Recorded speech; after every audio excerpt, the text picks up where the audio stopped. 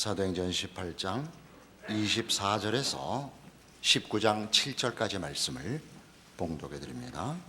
사도행전 18장 24절부터의 말씀입니다. 알렉산드리아에서 난 아볼로라 하는 유대인이 에베소에 이르니 이 사람은 언변이 좋고 성경에 능통한 자라. 그가 일찍이 주의 도를 배워 열심으로 예수에 관한 것을 자세히 말하며 가르치나 요한의 세례만 알 따름이라. 그가 회당에서 담대히 말하기 시작하거늘 브리스길라와 아굴라가 듣고 데려다가 하나님의 도를 더 정확하게 풀어 이르더라. 아볼로가 아가야로 건너가고자 하므로 형제들이 그를 격려하며 제자들에게 편지를 써 영접하라 하였더니 그가 가매 은혜로 말미암아 믿은 자들에게 많은 유익을 주니 이는 성경으로서 예수는 그리스도라고 증언하여 공중 앞에서 힘있게 유대인의 말을 이기미러라. 아볼로가 고린도에 있을 때에 바울이 윗지방으로 다녀 에베소에 와서 어떤 제자들을 만나 이르되 너희가 믿을 때에 성령을 받았느냐? 이르되 아니라 우리는 성령이 계심도 듣지 못하였노라. 바울이 이르되 그러면 너희가 무슨 세례를 받았느냐? 대답하되 요한의 세례니라. 바울이 이르되 요한이 회개의 세례를 베풀며 백성에게 말하되 내 뒤에 오시는 이를 믿으라 하였으니 이는 곧 예수라 하거늘 그들이 듣고 주 예수의 이름으로 세례를 받으니 바울이 그들에게 안수하매 성령이 그들에게 임하심으로 방언도 하고 예언도 하니 모두 12사람쯤 되니라. 초대교회에서나 현대 우리 사는 지금이나 이 성령 세례라는 문제는 대단히 오해를 불러일으키는 내용이 되었습니다. 잘 아시는 대로 20세기에 교회사적으로 제일 중요한 사건은 오순절 성령 운동의 약진입니다. 오순절 운동은 그 표현에서 나오다시피 어떤 주의가 아니고 운동입니다. 그래서 그것은 순복음 교파에만 한정된 것이 아니라 모든 교파에 두루 널리 일어난 현상입니다. 당연히 장로교 안에도 오순절 운동과 체험이 있었고 증언이 있었고 감리교, 침례교, 성결교 그리고 캐톨릭에서마저도 오순절 운동은 교회사에서 20세기에 가장 두드러진 하나의 사건이었습니다. 그러나 그 성령 운동 또는 성령 세례라고 표현된 이 혼용되고 오해되는 이 사건은 그 진정한 의미보다 그 경험 또 그 증거에 너무 치중하여 어떤 이들에게는 너무 크게 또 어떤 이들에게는 너무나 그 반발하는 성경이 원하지 않는 그 부작용들을 낳았고 아직도 그 부작용에서 이렇게 시원한 답을 못 찾고 있는 게 아닌가 싶습니다. 우선 여기 등장하는 두 가지 세례가 있는데 요한의 세례와 성령 세례입니다. 요한의 세례라는 것은 요한의 사역이 그랬듯이 예수를 준비하는 세례요 사역이었습니다. 예수님이 진정한 구원자이며 주인공이다를 위하여 회개 세례를 주었고 예수님만이 성령 세례를 주시는 분으로 주인공으로 요한에 의해서 증거되었고 예수님 자신이 그 일을 십자가에서 성취하셨습니다. 그러니 성령 세례라는 것은 예수로 인하여 성취된 어떤 것입니다. 둘이 대립각을 세우고 구별하여 그 배타적인 것이 아니라 그 요한의 세례가 성령 세례를 가르치고 있고 예수님께서 성령 세례를 성취하셨다는 것이 연속적으로 연속성을 가지고 이해되어야 합니다. 이 일의 혼돈은 아마 오늘 본문에 보듯이 아볼로에 의해서 시작됐을 것입니다. 18장 24절에 보듯이 알렉산드리아에서 난 아볼로라 하는 유대인이 에베소에 이르니 이 사람은 언변이 좋고 성경에 능통한 자라. 그러니까 주로 요한의 세례를 예수의 세례와 혼동하는 이들은 대부분 유대주의적 배경을 갖고 있습니다.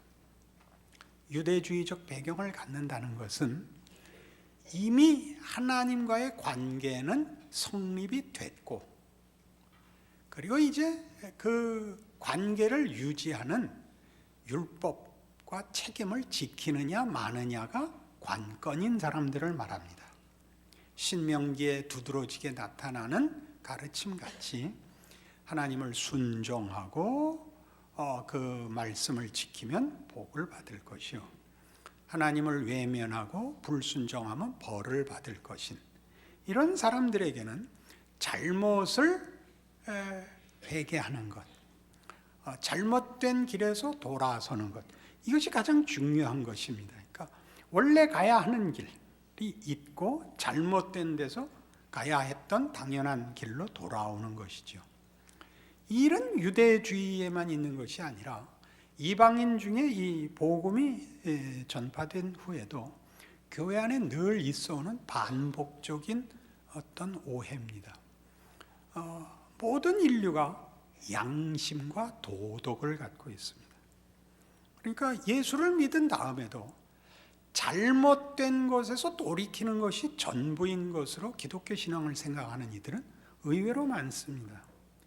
그쪽 일변도로 가는 사람은 드물지만 예수를 믿어서 은혜의 복음을 갖고 있다는 것과 그 죄를 씻는 것 사이에 그 둘의 어떤 연속성이 결여되어 있는 사람은 대단히 많습니다. 그래서 그런 도덕성과 양심으로 돌아오는 것이 전부인 사람들의 경우는 여러분들 스스로 가만 생각하시면 이렇게 잘못을 뉘우치고 용서를 구함으로써 만족을 얻습니다.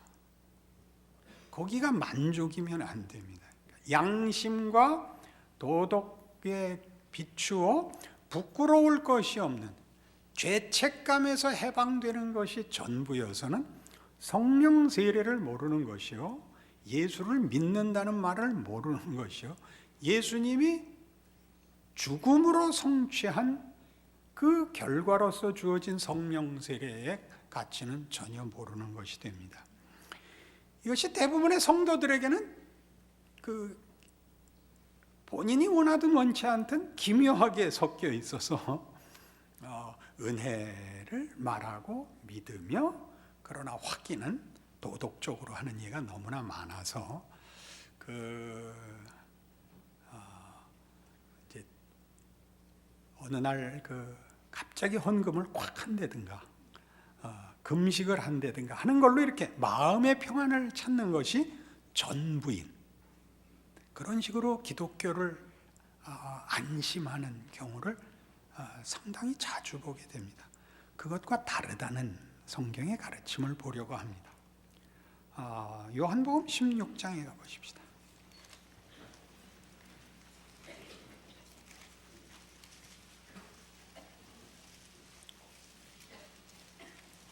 요한복음 16장 5절입니다.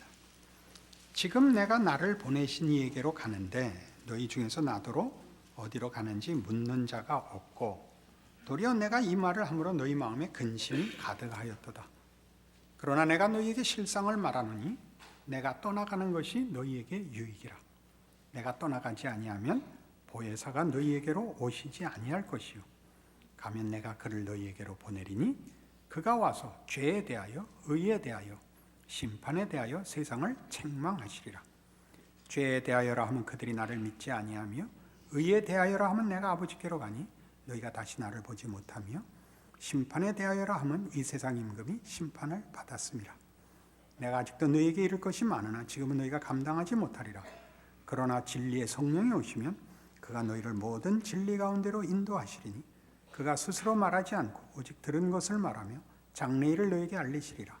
그가 내 영광을 나타내리니 내 것을 가지고 너희에게 알리겠음이라.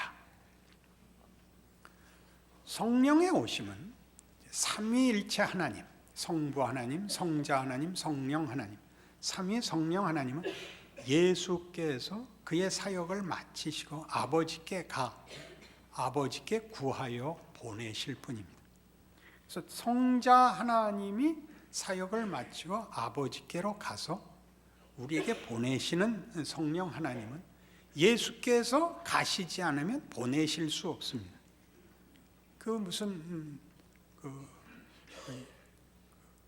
무슨 사실이 중요하냐? 즉 성령의 오심은 예수 그리스도의 부재 증명이다 이겁니다. 부재 증명. 예수님이 이 땅에 있지 않은 증거인데 왜 예수님이 이 땅에 있지 않다는 것이 중요하냐? 이 땅에 주님이 계시지 않다는 것은 예수님이 원래 이 땅에 오셨었다를 전제하고 하는 얘기입니다. 근데 왜 안 계시게 됐냐? 세상이 그를 죽였다 이거죠.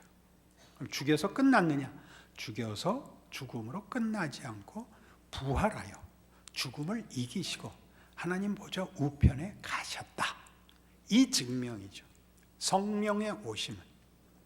그러니까 성령이 오셨다. 성령 세례를 받으라.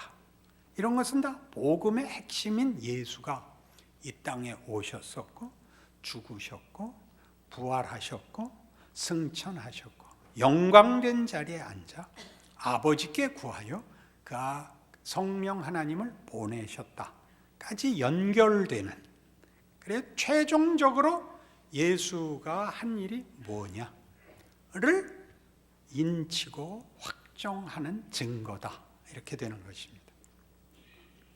그러니까 성령 하나님이 오셨다는 것은 예수를 믿는다는 우리 성도들 모두에게 그 말이 갖는 의미, 우리 죄를 위하여 죽으시고 우리 죄를 속량하시고 부활하사 우리를 당신의 자녀와 영원한 생명으로 이끄시고 우리 모든 예수 믿는 자들의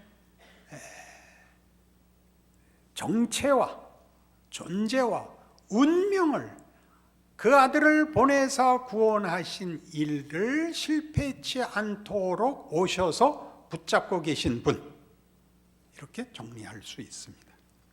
그런 사실들은 성경에 얼마든지 반복적으로 표현되는데 대표적인 것이 사도행전 2장에 나오는 첫 오순절 성령 강림으로 인한 베드로 설교의 핵심되는 내용입니다.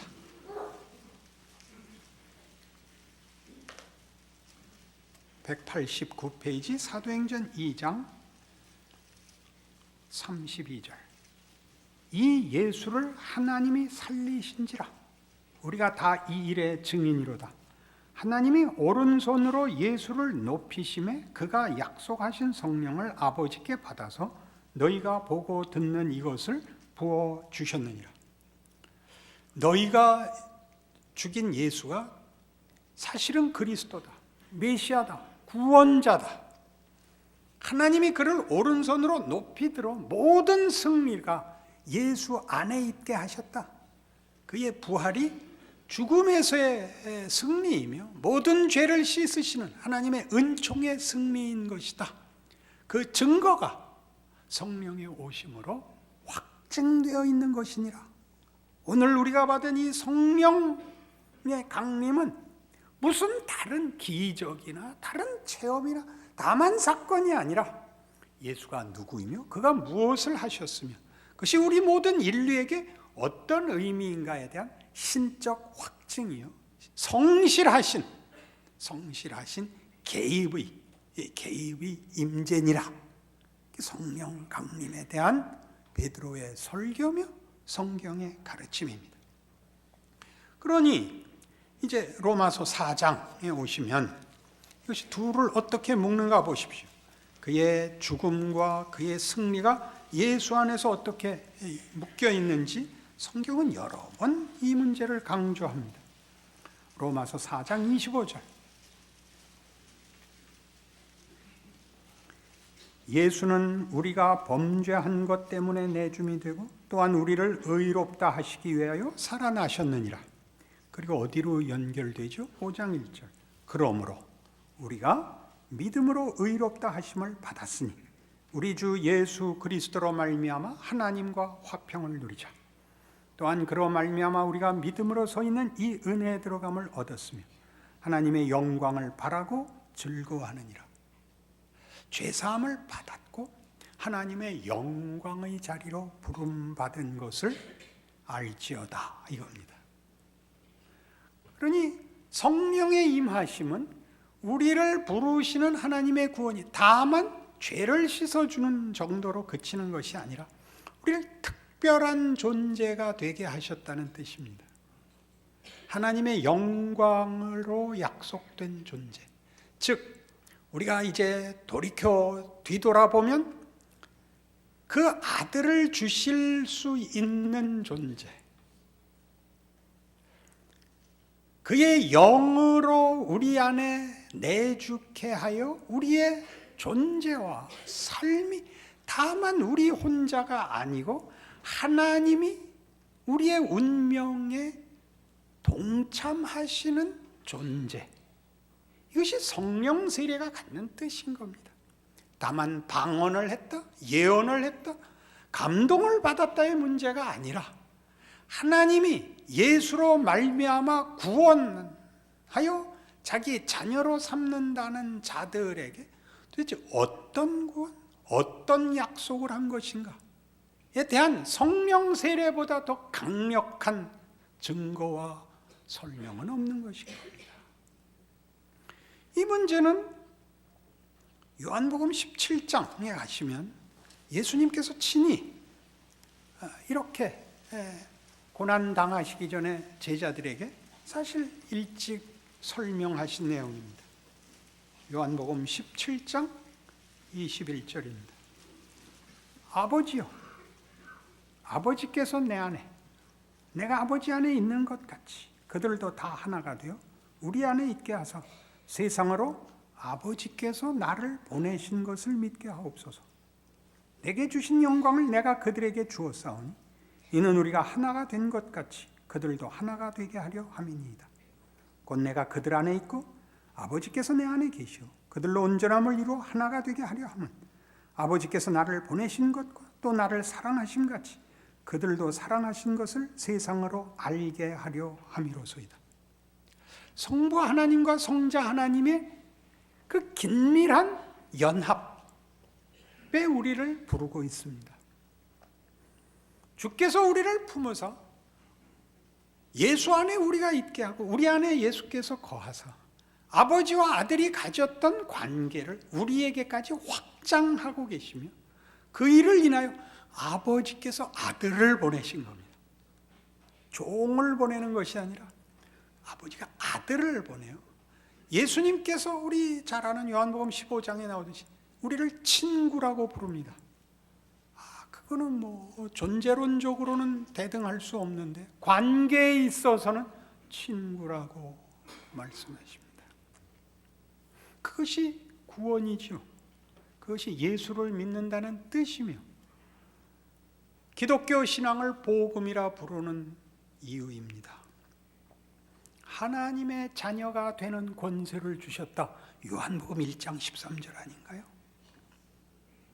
그를 믿는 자는 하나님의 자녀가 되는 권세를 주는 것입니다. 이것이 성령 세례입니다.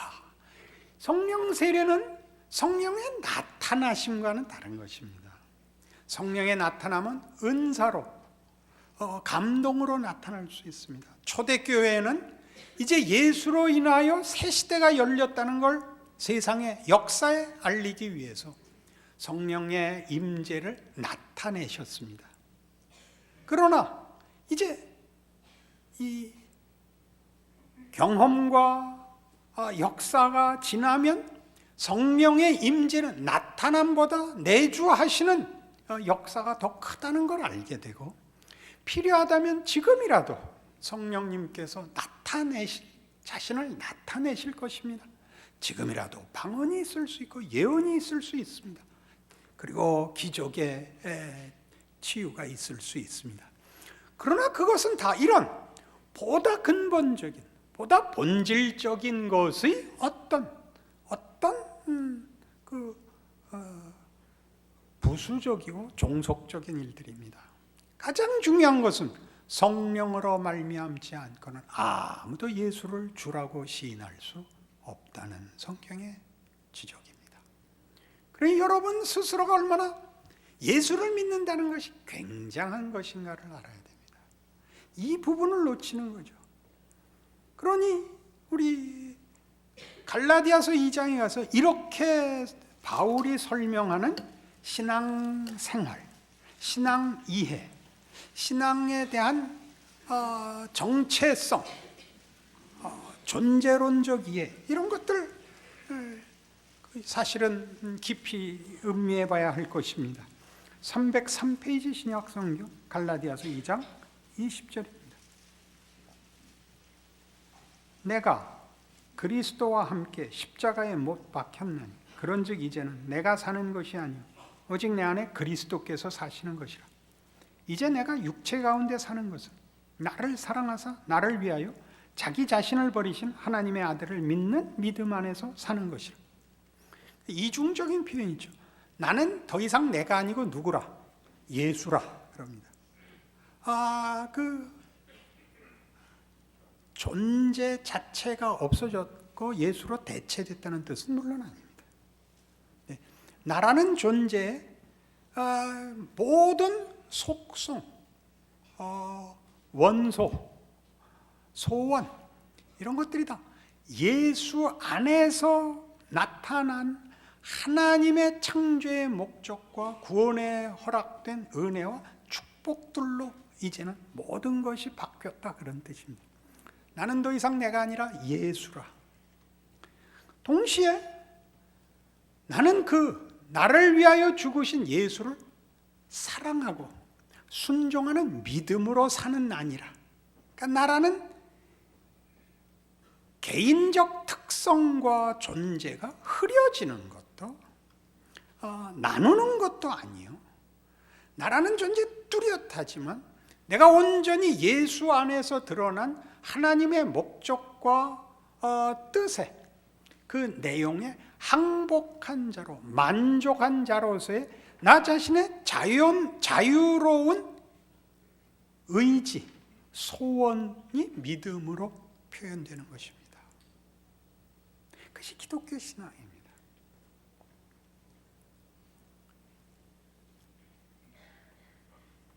이러한 것들은 우리로 하여금 우리 자신을 다시 보게 합니다. 우리 삶에 있어서 자랑해야 될 것, 두려워해야 될 것이 전혀 달라집니다. 그렇지 않습니까? 우리가 자랑해야 될 것은 이거죠. 우리의 운명과 가치에 대하여 더 이상 겁날 것이 없습니다. 로마서 8장에는 이렇게 기록되어 있습니다.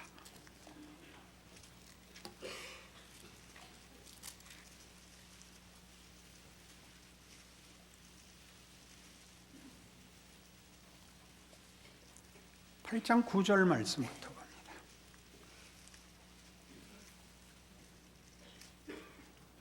만일 너희 속에 하나님의 영이 거하시면 너희가 육신에 있지 아니하고 영에 있나니 누구든지 그리스도의 영이 없으면 그리스도의 사람이 아니라. 또 그리스도께서 너희 안에 계시면 몸은 죄로 말미암아 죽은 것이나 영은 의로 말미암아 살아있는 것이니라. 예수를 죽은 자 가운데서 살리신 이의 영이 너희 안에 거하시면 그리스도 예수를 죽은 자 가운데서 살리시니가 너희 안에 거하시는 그의 영으로 말미암아 너희 죽을 몸도 살리시리라. 이게 우리가 겁나지 않는다, 겁낼 것이 없다라는 뜻입니다. 나는 더 이상 내가 아닙니다. 내 운명에 내가 결정권과 선택권과 의지를 가지는 것은 당연하지만 그러나 내 운명은 나 하나의 손에 머물지 않습니다. 우리는 주의 영이 거하시는, 그래서 우리의 못남과 실패에도 불구하고 실패될 수 없는 존재라고 합니다. 하나님의 영이 거하시기 때문입니다. 그래서 마음대로 살아도 된다라는 생각이 드는 것은 죄의 본성입니다. 이어서 이렇게 나오죠. 그러므로 형제들아, 우리가 빚진 자로 돼 육신에게 져서 육신대로 살 것이 아니니라. 너희가 육신대로 살면 반드시 죽을 것이로되 영으로서 몸의 행실을 죽이면 살리니 무릇 하나님의 영으로 인도함을 받는 사람은 곧 하나님의 아들이라. 너희는 다시 무서워하는 종의 영을 받지 아니하고 양자의 영을 받았으므로 우리가 아빠 아버지라고 부르짖느니라. 성령이 친히 우리의 영과 더불어 우리가 하나님의 자녀인 것을 증언하시나니 자녀이면 또한 상속자 곧 하나님의 상속자요 그리스도와 함께 한 상속자니 우리가 그와 함께 영광을 받기 위하여 고난도 함께 받아야 할 것이니라. 이게 무슨 말일까요? 자기가 누구인지를 아셔야 된다는 겁니다. 하나님의 자녀다. 하나님이 예수를 보내어 우리를 구원했다는 것이 무슨 뜻인가를 알아라. 하나님이 목적하시는 그 자리에 하나님의 어떠한 긍휼과 자비와 사랑을 베풀어 우리를 그리스도 예수 안에서 항복시키셨는가? 잘잘못에 의한 구별이 아니라 사랑과 믿음과 기다림과 용서와 긍휼로 항복시킨 예수로 인한 구원, 그리하여 성령을 보내시는 하나님의 일하심을 이해하여 너희 인생을 예수가 걸으신 길로 순종해라, 그 말이죠. 여기 있는 무시무시한 표현입니다. 17절에 보는 대로 자녀이면 또한 상속자 곧 하나님의 상속자요 그리스도와 함께한 상속자, 우리가 그와 함께 영광을 받기 위하여 고난도 함께 받아야 할 것이니라. 우리가 하나님이 언제까지 또 어떤 식으로 그의 일을 다 이루실지 아직 모릅니다. 우리가 아는 것은 예수 안에서 본 증거입니다. 그의 죽음과 그의 부활입니다. 우리의 인생에서 우리가 어디까지 예수가 가신 길을 따라가야 되는지 우리는 모릅니다. 그러나 우리의 생전의 부활을 우리 경험에서 보지 못한다 할지라도 부활은 예수 안에서 확정된 것입니다. 어디까지 걸어가야 될까요? 죽기 직전에 부름을 받을까요? 죽는 꼴까지 보고 죽어야 될까요? 아니면 우리 살아생전에 영광을 보고 죽는 인생이 될까요? 그건 각각 다릅니다. 그럼 어느 길을 가든지 우리는 그것이 하나님의 상속자로 부름을 받은 존재요 인생이라는 것을 기억해야 합니다. 그러니 징징거리지 마시라 이겁니다.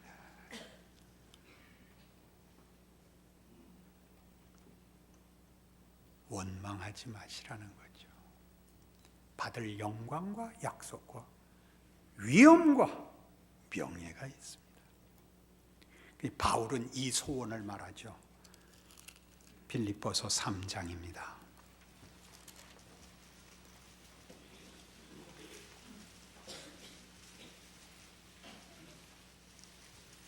(320페이지입니다) 신약성경 빌립보서 3장 20절 3장 10절 내가 그리스도와 그 부활의 권능과 그 고난의 참여함을 알고자 하여 그의 죽으심을 본받아 어떻게 해서든지 죽은 자 가운데서 부활에 이르려 하노니 내가 이미 얻었다 함도 아니요 온전히 이루었다 함도 아니라 오직 내가 그리스도 예수께 잡힌 바 된 그것을 잡으려고 달려가노라.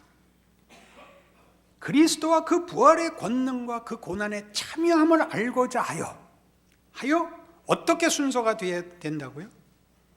그의 죽으심을 본받아 어떻게 해서든지 죽은 자 가운데서 부활에 이르려 하노라 합니다. 부활은 죽지 않고는 갈 수 없는 길입니다. 이것이 그의 소원이 됩니다. 기꺼이 죽음의 길을 가리라. 그것이 신자의 인생이죠. 부름받아 천국 가면 쉽죠.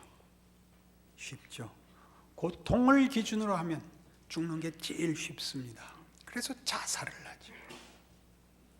살아 고생을 하셔야 되는 겁니다. 우리는 하나님의 상속자요, 그리스도와 함께한 상속자입니다. 그와 함께 영광을 얻기 위하여 고난도 함께 받을 것입니다. 그것은 위대한 길을 걷는 것인 줄 알아야 하는 것입니다. 소원이 됩니다. 그리스도와 그 부활의 권능과 그의 죽으심에 참여함을 알고자 하여 어찌하든지 죽은 자 가운데서 부활에 이르려 하노니, 그 다음이 무시무시하지. 내가 이미 얻었다 함도 아니야, 나 다 알았다 아니래요.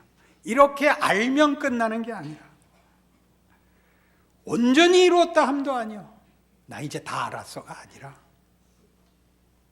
내가 그리스도 예수께 잡힌 바 된 그것을 잡으려고 달려가느라 살아내야 하는 거예요. 알면 되는 게 아니라 살아내야 되는 거예요. 올해 나 66이에요. 살아야 돼요. 66을 살고, 67을 살고, 68을 살고, 69을 살고, 그 다음에 부르면 죽는 거예요. 사세요. 하루를 살고 1년을 사세요. 우리에게 준 길을 가세요. 그게 영광의 길인 줄 알아야 돼요. 그것 아니고 기독교를 설명할 길은 없어요. 무흥하고 성령 받아서 펄쩍펄쩍 뛰는 거 말고 살아내세요. 나는 예수께 잡힌 바 된 사람이라고 세상 사람들에게 의문의 도전을 남기세요. 저 사람들은 다르다. 왜 저 희생과 저 성의를 가지고 사는 걸까? 라고 묻게 하세요. 기도하십시다. 하나님 아버지, 우리로 위대한 약속과 영광된 믿음 속에 살게 하셔서 감사합니다. 자랑할 것이 있는 것이 아니라 충성해야 될 우리의 인생이 있습니다. 감당하게 하시고 순종하게 하시고 하나님 일하시는 기적을 보게 하옵소서. 예수님 이름으로 기도합니다. 아멘.